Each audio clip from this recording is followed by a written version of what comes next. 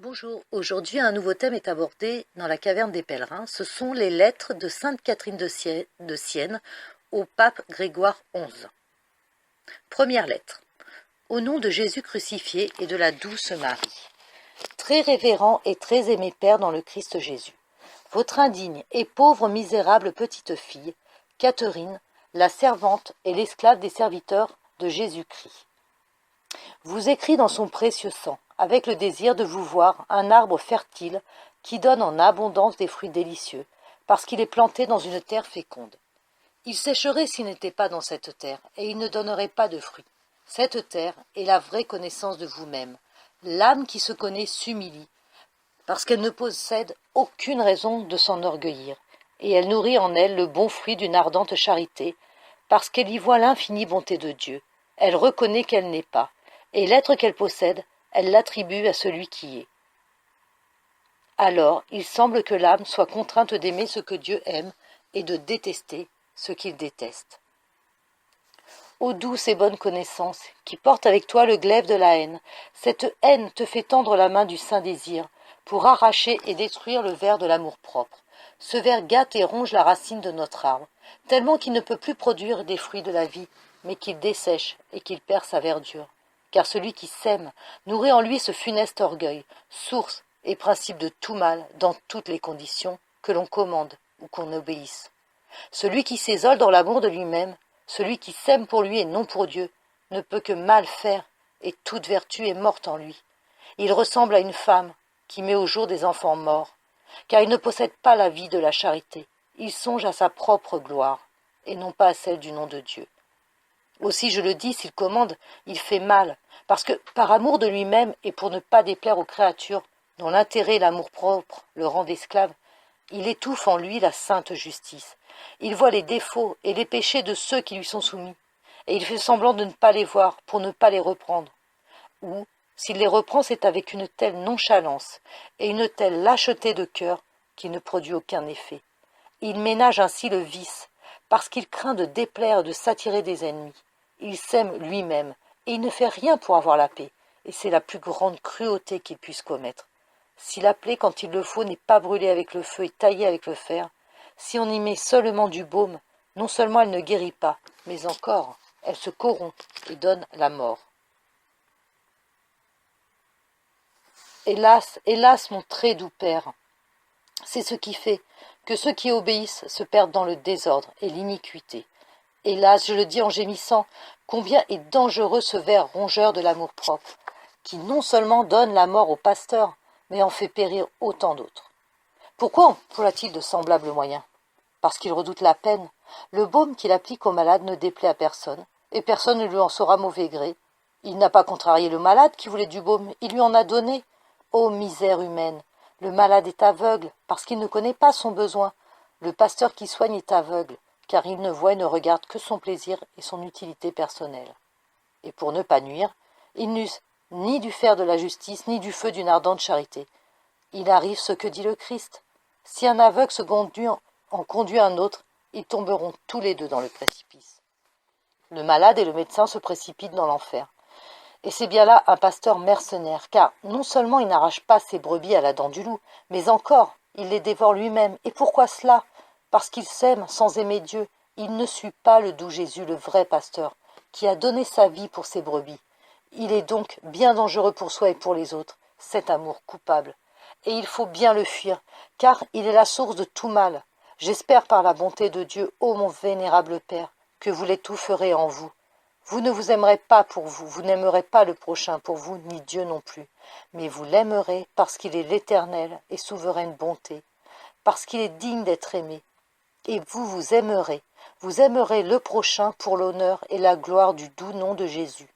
Oui, je veux que vous soyez ce bon et véritable pasteur, que si vous aviez 1000 vies, vous soyez prêts à les donner toutes pour l'honneur de Dieu et le salut des créatures. Ô mon Père bien-aimé, vous le Christ de la terre, imitez le doux Saint Grégoire. Vous pouvez faire ce qu'il a fait, car il était homme comme vous, et Dieu est toujours ce qu'il était alors. Il ne nous manque que le courage et la fin du salut des âmes. Mais mon Père, le moyen de l'acquérir, c'est de nous séparer de cet amour de nous-mêmes et des créatures en dehors de Dieu. Il ne faut plus s'arrêter aux amis, aux parents, aux intérêts temporels, mais seulement à la vertu, aux intérêts spirituels.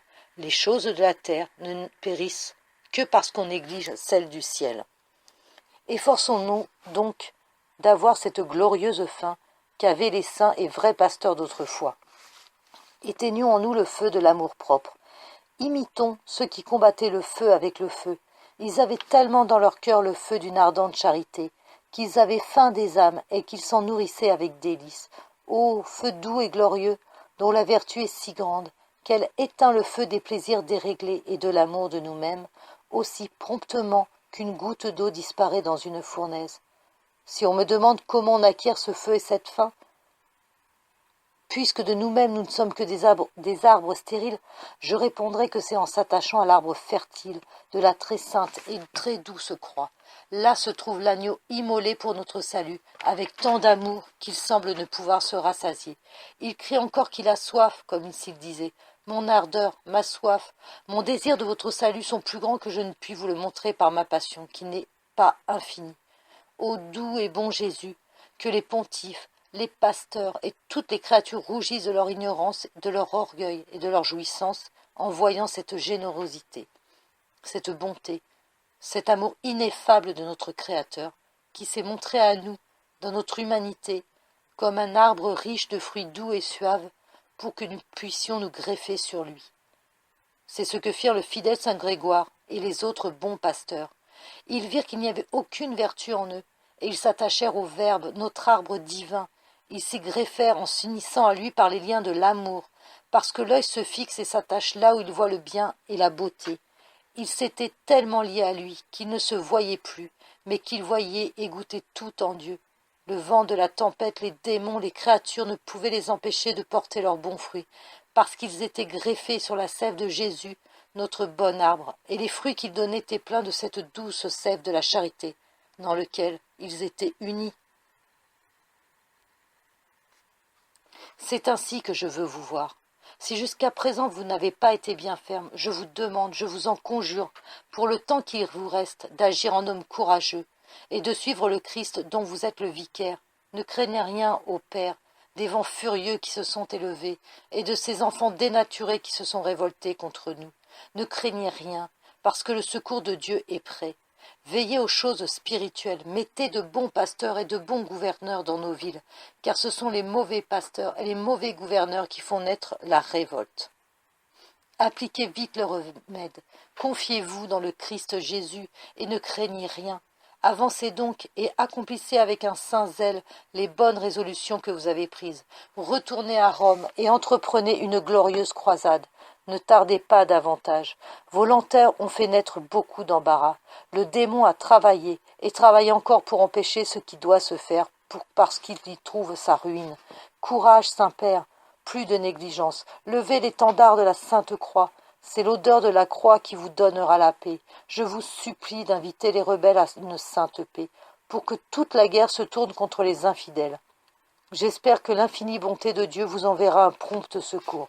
Courage donc, courage, venez, oui, venez consoler les pauvres serviteurs de Dieu, vos enfants. Nous vous attendons avec un ardent et tendre désir. Pardonnez-moi, mon Père, tout ce que je vous ai dit. Vous le savez, c'est de l'abondance du cœur que parle la langue.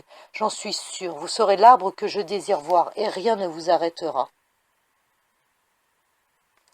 Je vous prie d'envoyer porter aux habitants de Lucques et de Pise les paroles paternelles que Dieu vous inspira. Secourez-les autant que vous pourrez, et invitez-les à demeurer fermes et fidèles. Je suis resté jusqu'à ce moment à Pise et à Lucques, en les engageant de tout mon pouvoir à ne pas se liguer avec les coupables qui se sont révoltés contre vous. Mais ils sont dans une grande perplexité, parce qu'ils ne reçoivent de vous aucun secours, et qu'ils sont au contraire travaillés et menacés par vos ennemis. Ils n'ont cependant encore rien promis. Je vous prie d'écrire aussi d'une manière plus pressante à Messire Pierre. Faites-le avec affection et ne tardez pas. Je ne vous en dis pas davantage. J'ai entendu dire ici que vous aviez nommé des cardinaux. Je crois que l'honneur de Dieu et nos intérêts demandent que vous vous appliquiez à choisir des hommes vertueux. Si vous faites le contraire, vous encourez le blâme de Dieu et vous nuirez à la Sainte Église. Nous ne devons pas ensuite nous étonner si Dieu nous envoie les châtiments et les fléaux de sa justice. Faites, je vous prie, ce que vous avez à faire avec courage et crainte de Dieu. J'ai appris que vous vouliez lever à une autre dignité le maître de notre ordre. Je vous demande, par amour de Jésus crucifié, que, s'il en est ainsi, vous nous donniez un bon et vertueux vicaire. Notre ordre en a besoin, car il est bien inculte. Vous pourrez en causer avec messire Nicolas d'Osimo et avec l'archevêque d'Otrante. Demeurez dans la sainte et douce dilection de Dieu. Je vous demande humblement votre bénédiction. Pardonnez si j'ose ainsi vous écrire, d'où Jésus, Jésus amour.